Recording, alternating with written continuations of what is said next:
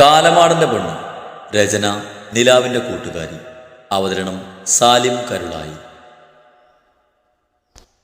രാവിലെ കണ്ണു തുറന്ന ശിവ കാണുന്നത് അവനോട് ചേർന്ന് അവൻ്റെ കരവലയത്തിനുള്ളിൽ ഒരു പൂച്ചക്കുഞ്ഞിനെ പോലെ പതുങ്ങി കിടക്കുന്ന സ്ത്രീയാണ്. ഉറക്കത്തിനിടയിൽ അവൻ ടീഷർട്ടിൽ മുറുകെ പിടിച്ച് അവ്യക്തമായി എന്തൊക്കെയോ പുലമ്പുന്ന സ്ത്രീയെ കണ്ടതും ശിവ സംശയത്തോടെ അവളെ നെറ്റിയിലും കഴുത്തിലും തൊട്ടു നോക്കിയതും അവൾക്ക് ചെറിയ പനിച്ചൂടുണ്ടായിരുന്നു. പനിച്ചു വിറച്ച് എന്തൊക്കെയോ പുലമ്പി കിടക്കുന്ന സ്ത്രീയെ കണ്ടതും ശിവ എന്നാൽ അവളോട് അങ്ങനെയൊക്കെ പറയാൻ തോന്നിയ നിമിഷത്തെ പഴിച്ചു. ശിവ അവളെ മാറ്റി കിടത്തി ഫ്രഷായി താഴേക്ക് പോയി. ഡേ ശ്രീ, എണീക്ക്. കുറച്ച് സമയം കഴിഞ്ഞതും ശിവ റൂമിലേക്ക് വന്ന് ബെഡിൽ ചുരുണ്ട് കൂടി കിടക്കുന്ന സ്ത്രീയെ തട്ടി വിളിച്ചുകൊണ്ട് പറഞ്ഞു, ശിവേട്ടാ, ഞാൻ കുറച്ചു നേരം കൂടി കിടക്കട്ടെ, എനിക്ക് വയ്യ. കണ്ണുകൾ ആയാസപ്പെട്ട് എഴുന്നേൽക്കാതെ തളച്ച സ്വരത്തിൽ അവൾ പറഞ്ഞു. നീ എണീറ്റ് വേഗത്തിൽ കുടിക്ക്. ശിവ ഗൗരവത്തോടെ കയ്യിലുള്ള ചുക്ക് കാപ്പിയുടെ കപ്പ് അവൾക്ക് നേരെ നീട്ടിക്കൊണ്ട് പറഞ്ഞതും ശ്രീ ദയനീയതയോടെ അവളെ നോക്കി. വേണ്ട, വയ്യാത്തോണ്ട. ശ്രീ തളർച്ചയോടെ പറഞ്ഞതും ശിവ അവളെ താങ്ങി പിടിച്ച് ബെഡിലിരുത്തി കയ്യിലുള്ള കപ്പ് അവളുടെ കയ്യിൽ വെച്ച് കൊടുത്തു. ശ്രീ അത് കുടിക്കാൻ മടിച്ചുകൊണ്ട് ശിവയെ നോക്കിയതും അവൻ കണ്ണിലിട്ടെന്ന് കാണുന്നതും ശ്രീ പേടിച്ച് അത് ഒറ്റവലിക്ക് കുടിച്ചു. ശ്രീയുടെ പ്രവൃത്തിയും മുഖത്ത് വിരിയുന്ന നവരസങ്ങളും കണ്ട് ശ്രീക്ക് ചിരി വന്നെങ്കിലും അവൻ ഗൗരവത്തിൻ്റെ മുഖം മൂടി അണിഞ്ഞു തന്നെ നിന്നു. ഇനി നീ കിടന്നു. കാപ്പ് തിരികെ വാങ്ങി തിരികെ പോകാൻ തുടങ്ങിക്കൊണ്ട് ശിവ അവളോട് പറഞ്ഞു. നിക്ക്, ഞാനുണ്ട്. ശ്രീ ബെഡിൽ നിന്ന് എഴുന്നേക്കാൻ ശ്രമിച്ചുകൊണ്ട് പറഞ്ഞു. എന്തിന്? വയ്യാത്തല്ലേ, നീ ഇവിടെ കിടന്നു. വേണ്ട, എനിക്ക് ഒറ്റയ്ക്കിരിക്കാൻ പേടിയാ. ശ്രീ അതും പറഞ്ഞ് പതിയെ അവൻ്റെ അടുത്തേക്ക് നടന്നു. ശ്രീ പറഞ്ഞത് കേട്ട് ശിവ പിന്നെ ഒന്നും മിണ്ടാതെ മുന്നിൽ നടന്നു. റൂമിന് പുറത്തിറങ്ങിയതും ശിവ പതിയെ വേച്ച് നടന്നു വരുന്ന സ്ത്രീയെ തിരിഞ്ഞു നോക്കി. പിന്നെ അവളെയും പൊക്കിയെടുത്ത് താഴോട്ട് നടന്നു. ഞാൻ നടന്നോളാം, എനിക്ക് കുഴപ്പമൊന്നുമില്ല. മിണ്ടാതിരിക്കടി അവിടെ. ശ്രീ ആദ്യം ഒന്ന് പാതിരിപ്പോയെങ്കിലും പിന്നെ ശിവ പറയുന്നത് കേട്ട് ഒന്നും മിണ്ടാതെ അവൻ്റെ നെഞ്ചിൽ ചാരി കിടന്നു. ഇവിടെ അടങ്ങി ഇരുന്നോളണം. ശിവ അവളെ സെറ്റിയിലേക്ക് ഇരുത്തിക്കൊണ്ട് പറഞ്ഞതും ശ്രീ അനുസരണയോടെ തലയാടിയതും ശിവ ഒന്നുകൂടെ അവളെ നോക്കി കിച്ചണിലേക്ക് നടന്നു. അല്ല, ഏതെന്താ ശ്രീ ഇവിടെ ഇങ്ങനെ ഇരിക്കുന്നത്? അല്ലെങ്കിൽ അമ്മയെ വിളിച്ച് അങ്ങോട്ട് ഓടി വരേണ്ട ടൈം കഴിഞ്ഞല്ലോ.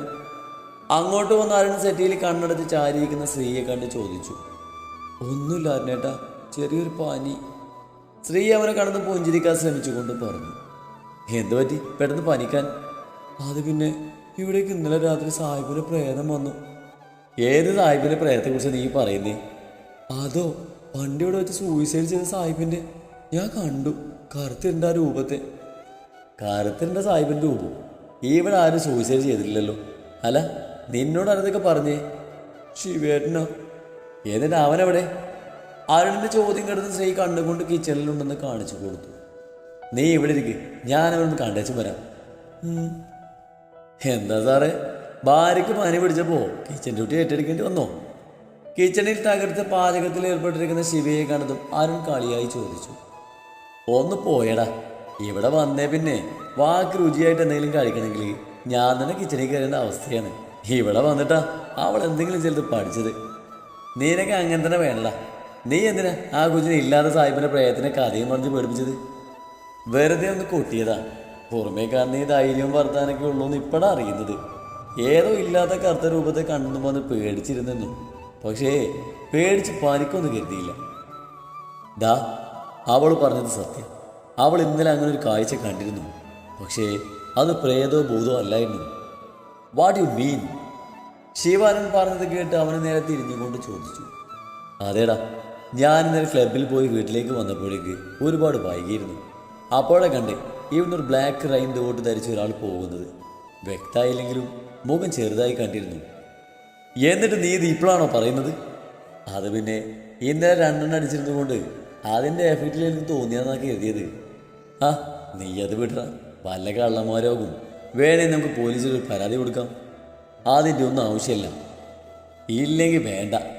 എന്തായാലും ആ കള്ളനെ കിട്ടുന്ന നല്ല പണിയാ തന്നെ. അവനെൻ്റെ കൈ കിട്ടിയാണ്ടല്ലോ. എന്താടാ, നിനക്കറിയോ ആ മടേനെ അമ്മയുടെ പേറ്റിൽ നിന്ന് തുറന്നു വിട്ടിട്ടുണ്ട്. അമ്മക്ക് സ്വന്തം മോനായി എന്നെയൊക്കെ കാര്യം പറ്റിയായിരുന്നു. ഇന്ന് ആ ദുഃഖത്തിൽ കാണിക്കാനൊന്നും ഉണ്ടാക്കിയിട്ടില്ല. അവസാനം സ്യൂഗിന്ന് വരുത്തേണ്ടി വന്നു. അതാ കള്ളൻ്റെ പണിയൊന്നുമല്ല. ഇവിടെ പനിച്ചിരിക്കുന്നില്ലല്ലോ ഒന്ന്, അവളുടെ പണിയാ. എന്ത്, സ്ത്രീയാണോ? അതെ, ഇത് ഇവളുടെ പണ്ടേയുള്ള സ്വഭാവമാണ്. എന്തായാലും അവൾക്ക് എന്നോട് ഈ ചതി ചെയ്യണ്ടായിരുന്നു. ഇവിടെ നിന്ന് ടൈം കളയാതെ ഓഫീസിൽ പോകാൻ നോക്കടാ.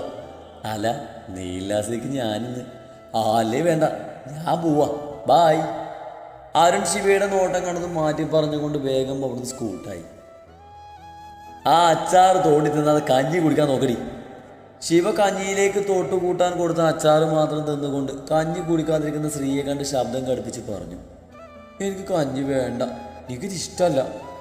മിണ്ടാതെ കുടിച്ചോണം, നിനക്ക് വേണ്ടി ആഞ്ഞുണ്ടാക്കി കൊണ്ടുവന്നതായത്. പനി മാറുന്ന വരെ വേറെ ഒന്നും കൊടുക്കണമെന്ന് പ്രത്യേകം പറഞ്ഞിട്ടുണ്ട്.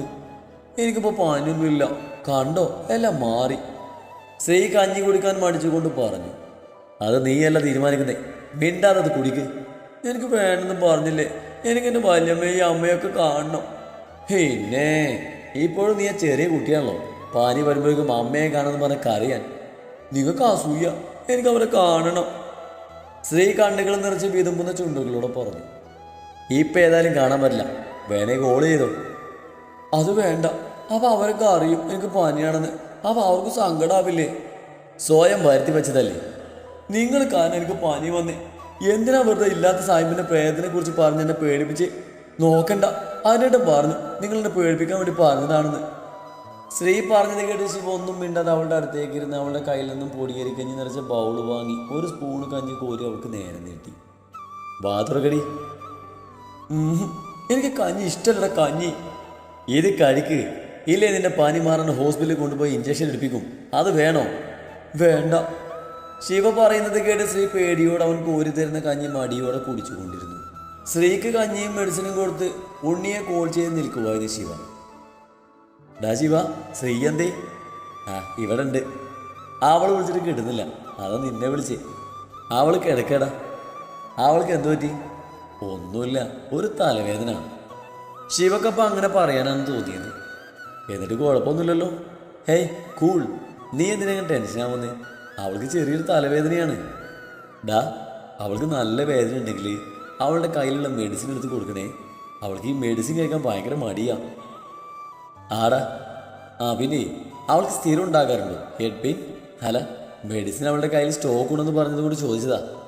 ശിവയുടെ ചോദ്യം കേട്ടതും ഫോണിൻ്റെ മറുതലക്കിലുള്ള ഉണ്ണി ഒന്ന് പതറി. ആദ്യമേ ശ്രീ ഉണ്ണിയോട് പറഞ്ഞിരുന്നു അവളെക്കുറിച്ചുള്ള എല്ലാ കാര്യവും തുറന്നു പറയാൻ. അന്ന് ഉണ്ണി തന്നെയാണ് അവളോട് ഇപ്പം ശിവയോടൊന്നും പറയണമെന്ന് പറഞ്ഞ് വിലക്കിയത്. ഇപ്പം ശിവ അങ്ങനെ ചോദിച്ചതും അവന് മനസ്സിലായി അവൻ്റെ ഉള്ളിൽ എന്തൊക്കെ സംശയങ്ങളുണ്ടെന്ന്. പക്ഷേ അതെല്ലാം പറഞ്ഞ അവൻ എങ്ങനെ ഉൾക്കൊള്ളുന്ന പേടിയായിരുന്നു. എന്താടാ നീ ഒന്നും മിണ്ടാത്ത? നിനക്ക് കേൾക്കുന്നില്ലേ? ഉണ്ട്. എന്നാ പിന്നെ ചോദിച്ചതിന് മറുപടി പറഞ്ഞൂടെ? അത് പിന്നെ ഞാനിത് തിരക്കിലാണ്, ഞാൻ പിന്നെ വിളിക്കാമേ. അത്രയും പറഞ്ഞ് ഉണ്ണി ശിവയുടെ മറുപടിക്ക് പോലും കാത്തു നിൽക്കാതെ കോള് കട്ട് ചെയ്തു. ഉണ്ണിയുടെ ഒഴിഞ്ഞുമാറ്റം വീണ്ടും അവൻ്റെ ഉള്ളിൽ ഓരോ സംശയങ്ങൾ ജനിപ്പിച്ചു. ചിന്തകൾ കാട് കയറിയതും ശിവേട്ടാന്ന് വിളിച്ച് ഓടി വരുന്ന കുഞ്ഞിപ്പെണ്ണിനെയും അവളുടെ നുണക്കുഴി കാട്ടിയുള്ള പൊട്ടിച്ചിരിയും അവൻ്റെ ഓർമ്മയിലേക്ക് ഇരിച്ചെത്തിയതും ശിവ അവൻ പോലും അറിയാതെ ഭൂതകാലത്തിൻ്റെ കുത്തൊഴുക്കിലേക്ക് വീണു. ലൂണോയുടെ നിർത്താതെയുള്ള കുരയാണ് ശിവയെ കഴിഞ്ഞ കാലങ്ങളിൽ നിന്നും യാഥാർത്ഥ്യങ്ങളിലേക്ക് കൊണ്ടുവന്നത്. ശിവ പുഞ്ചിരിയോടെ കൂടിൻ്റെ അടുത്തേക്ക് നടന്നു. കൂടിൻ്റെ ലോക്ക് മാറ്റി ഡോർ ഓപ്പൺ ചെയ്തതും ലൂണോ വേഗത്തിൽ അവൻ്റെ അടുത്തേക്ക് വന്ന് അവനിട്ടിരുന്ന ടീഷർട്ടിൻ്റെ തുമ്പിൽ കടിച്ച് വലിച്ച് മുന്നോട്ട് നടക്കാൻ തുടങ്ങി. കാര്യം മനസ്സിലായില്ലെങ്കിൽ കൂടി ശിവ അവൻ്റെ പിന്നാലെ നടന്നു. ഗേറ്റിന് മുന്നിലെത്തിയത് ലൂണോ അവിടെ നിന്ന് ഉച്ചത്തിൽ കുറക്കാനും വാലാട്ടി ശിവക്ക് ചുറ്റും നടക്കാനും തുടങ്ങി. അവനെന്തോ കാണിച്ചു തരികയാണെന്ന് ശിവക്ക് ലൂണോയുടെ പ്രവൃത്തിയിൽ നിന്ന് തന്നെ മനസ്സിലായിരുന്നു. ശിവ ലൂണോയെ ഒന്ന് നോക്കി, പിന്നെ അവൻ്റെ നോട്ടം പോകുന്നിടത്തേക്ക് നോക്കി. അപ്പോഴാണ് ശിവ ആരും കാണാതെ ഗേറ്റിൻ്റെ ഒരു സൈഡിൽ പെട്ടെന്ന് ആരുടെയും ശ്രദ്ധയിൽപ്പെടാത്ത രീതിയിൽ പിടിപ്പിച്ച കുഞ്ഞു സ്പൈ ക്യാമറ കണ്ടത്. നെറ്റിച്ചുളിച്ചുകൊണ്ട് ശിവ അതെടുത്തതും ലൂണോ ഉച്ചത്തിൽ കുറക്കാൻ തുടങ്ങിയിരുന്നു. കയ്യിലിരിക്കുന്ന ക്യാമറയും അരുൺ ഇന്നലെ പറഞ്ഞ കാര്യങ്ങളും ശ്രീ ഇന്നലെ കണ്ടു എന്ന് പറഞ്ഞ രൂപവും ഒക്കെ കൂട്ടിച്ചേർത്തപ്പോൾ അവിടെ ഊട്ടിയുറക്കുകയായിരുന്നു ശിവയുടെ സംശയം. പെട്ടെന്ന് തന്നെ അരുണിനെ വിളിച്ച് കാര്യങ്ങൾ ഏൽപ്പിച്ച് ശിവ കയ്യിലുള്ള ക്യാമറയെ നോക്കി പുഞ്ചിരിച്ചു. തൻ്റെ ലക്ഷ്യം നിറവേറാൻ പോകുന്ന സംതൃപ്തിയായിരുന്നു അവനിപ്പോൾ. സ്ത്രീക്ക് പനി മാറിയെങ്കിലും ശിവ 2 ദിവസം ഓഫീസിൽ പോകാതെ അവൾക്ക് കൂട്ടിരുന്നു. മരുന്നും ആഹാരം കഴിക്കാൻ അവൾ മാടി കാട്ടുമ്പോൾ അവൻ കണ്ടിട്ട് പേടിപ്പിച്ചും ഹോസ്പിറ്റലിൽ കൊണ്ടുപോയി ഇഞ്ചക്ഷൻ എടുപ്പിക്കുന്ന കാര്യം ഓർമ്മിപ്പിച്ചും അവൾ അനുസരിപ്പിച്ചു പോന്നു. അതിൻ്റെ ഇടയിൽ അരുണിനെ ഏൽപ്പിച്ച കാര്യം നിറവേറിയത് കൊണ്ട് ഇനിയുള്ള കാര്യങ്ങൾ എങ്ങനെയൊന്നും ആസൂത്രണം ചെയ്യാനും മറന്നില്ല. അവൻ്റെ ഉള്ളിൽ തൻ്റെ സ്വപ്നങ്ങൾ തകർത്ത ദേവരാജനോടും അയാളുടെ പിന്നിലുള്ള അജ്ഞാത വ്യക്തിയോടുമുള്ള പക ദിനംപ്രതി വർദ്ധിച്ചു കൊണ്ടിരുന്നു. നിന്നോട് ഞാൻ എത്ര പ്രാവശ്യം പറഞ്ഞിട്ടുണ്ട് ശ്രീ, ഇതിങ്ങനെയല്ലെന്ന്. ശിവ ചപ്പാത്തി പരത്തുന്ന സ്ത്രീയുടെ തലക്കെട്ട് കൊട്ടി ചപ്പാത്തിയുടെ ഷേപ്പ് കണ്ട് പല്ല് കടിച്ചുകൊണ്ട് പറഞ്ഞു. ഒഴിവ് ദിവസമായതുകൊണ്ട് തന്നെ രാവിലേക്കുള്ള ഭക്ഷണം ഉണ്ടാക്കാൻ ശിവയും ഉണ്ടായിരുന്നു അവളുടെ കൂടെ. അതെ, ഇതിൻ്റെ കോലം കണ്ടിട്ട് അങ്ങനെ പറഞ്ഞതെങ്കിൽ താനൊന്ന് കേട്ടോ. ഇതിനൊന്നും ഷേപ്പിലല്ല കാര്യം, ക്വാളിറ്റിയിലാണ്. അതും അറിയില്ലെന്ന് വെച്ചാ പൂവർ ബോയ്. ശ്രീ തലയും മുടിഞ്ഞുകൊണ്ട് ചുണ്ട് കൂർപ്പിച്ച് ശിവയോട് പറഞ്ഞു. ആദ്യം കേത് ഇങ്ങനെയാണ് പരതുന്നേ. അത്രയ്ക്ക് ഇതാണെങ്കിൽ നിങ്ങൾ പറ്റിക്കും, ഞാൻ ആ കറി ഉണ്ടാക്കാം. എന്നിട്ട് എന്തിനാ? ഇന്നലത്തെ പോലെ ചിക്കൻ കറിയിൽ സാമ്പാർ പോട്ടതുപോലെ ഇതിലെന്തെങ്കിലും ഇടാനാണോ? അത് പിന്നെ എനിക്കൊരു അബദ്ധം പറ്റിയതല്ലേ. ലൈഫിൽ അബദ്ധം പറ്റാത്ത ആരാ ഉള്ളത്? നിങ്ങൾക്കും പറ്റിയിട്ടുണ്ടാകില്ലേ ഈ പറഞ്ഞ അബദ്ധം? എനിക്ക് ലൈഫിൽ ആകെ ഒരു അബദ്ധം മാത്രമേ പറ്റിയിട്ടുള്ളൂ, അത് നിന്നെ കെട്ടിയത്. ഞാൻ പറഞ്ഞു നിങ്ങളോട് എന്നെ കേട്ടാ? പാവൻ്റെ ആദ്യമായിട്ട് നിങ്ങളെ കെട്ടിയ നേരം എൻ്റെ ആദ്യൻ്റെ കൂടെ പോയാൽ മതിയായിരുന്നു. പറഞ്ഞിട്ട് കാര്യമില്ല, യോഗല്ല അമ്മിണിയേ. ശ്രീ പറയുന്നത് കേട്ടതും ശിവ അവളെ തുറിച്ചു നോക്കിക്കൊണ്ട് ദേഷ്യത്തിൽ അവളുടെ കയ്യിൽ നിന്ന് ചപ്പാത്തി കോല് വാങ്ങി പരത്താൻ തുടങ്ങി. അട്ടത്ത് നോക്കി നിൽക്കാതെ നോക്കി പഠിക്കാൻ നോക്കടി. ഓ. ശ്രീ അവൻ പറയുന്നത് കേട്ട് ചുണ്ടു കൂട്ടി. പിന്നെ കഴുകി വെച്ചിരിക്കുന്ന വെജിറ്റബിൾ എടുത്ത് കട്ട് ചെയ്യാൻ തുടങ്ങി. അതെ ശിവേട്ട, ഈ ഉള്ളിയര കണ്ടുപിടിച്ചേ. ശ്രീ ഉള്ളി അരിയുന്നതിനിടയിൽ കണ്ണും നിറച്ച് മൂക്കും വലിച്ചുകൊണ്ട് ശിവയോട് ചോദിച്ചു. ഏതായാലും ഞാനല്ല. ചാട. ശ്രീ ശിവയെ പൂജിച്ചുകൊണ്ട് വീണ്ടും പച്ചക്കറി അരിഞ്ഞതും കത്തിക്കൊണ്ട് അവളുടെ വിരൽ മുറിഞ്ഞതും ശ്രീ ഒച്ച വെച്ചു. എന്തിനടി കിടന്ന് കാർന്നത്? ദേ എന്റെ കായം പറഞ്ഞു. അയ്യോ ചോര. ശ്രീയുടെ വിരൽ മുറിഞ്ഞ് രക്തം വരുന്നത് കണ്ടതും ശിവ പെട്ടെന്ന് തന്നെ മറുത്തൊന്നും ചിന്തിക്കാതെ അവളുടെ മുറിഞ്ഞ വിരൽ വായിലേക്ക് ടൂമ്പി. ശ്രീ അവന്റെ പ്രവൃത്തിയിൽ വേദന പോലും മറന്ന് കണ്ണും പിടിച്ച് വായും തുറന്നു നിന്നു. എന്തിനേറെ പറയുന്നു, അവൻ മുറിവ് ക്ലീൻ ചെയ്ത് മരുന്ന് വിട്ട് ബാൻഡേജ് ഇട്ട് പോലും അറിയാതെ അവൾ അങ്ങനെ തന്നെ നിന്നു. ഡേയ് നീ എന്താലോചിച്ച് നിൽക്കുക, ഇതൊക്കെ പോയി റെഡിയാക്കി വെക്കടി.